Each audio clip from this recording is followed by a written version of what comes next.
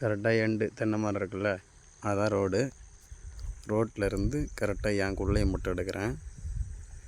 இந்த தென்னை மரம் இடத்துல இதுக்கு நேரில் ஒரு வரப்பு வரும், அது பக்கத்து கொல்லி. அது நெல் வேறு மாதிரி தெரியுதில்ல, அது வேறு நெல் வந்து பக்கத்து கொல்லை. எங்கள் ஊர் பார்க்க ரொம்ப அழகாக இருக்கும். மலைலாம் தெரியுதா, இது ஒரு மலை. நான் அண்ணாட்டெலாம் போனால் செம்மையாக. ஸோ இது அருமையாக இருக்கும் மலை.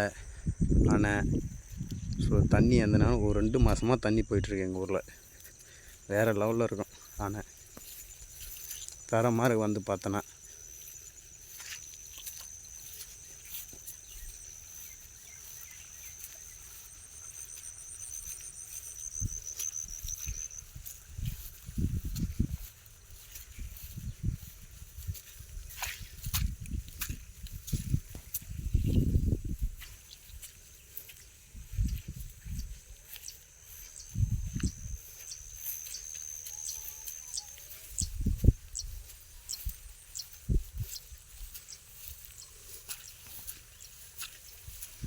கரெக்டாக அந்த முருங்கை மரம் இருக்குல்ல, அதிலிருந்து இந்த ஒரு செடி மாதிரி தெரியுதுல்ல, நெல் கண்ணண்டை, அதெல்லாம் அதோட எண்ணிது.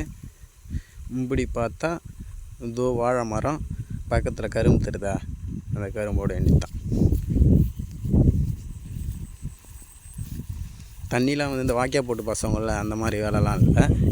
அங்கங்கே ஒரு பழுப்பு, அப்படியே எப்படி சொல்கிறது தெரியுதா, அப்படியே பழுப்பு திறந்தால் அங்கங்கே தண்ணி ஊற்றிக்கும். ஃபஸ்ட்லாம் வாய்க்கால் போட்டு தான் பாசிட்டு இருந்தோம்.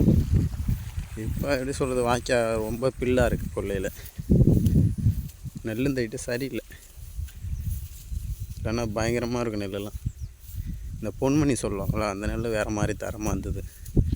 இதுன்னு இந்த ஐட்டம் என்னன்னு தெரில, நெல்லே சொல்லிக்கிற மாதிரி இல்லை.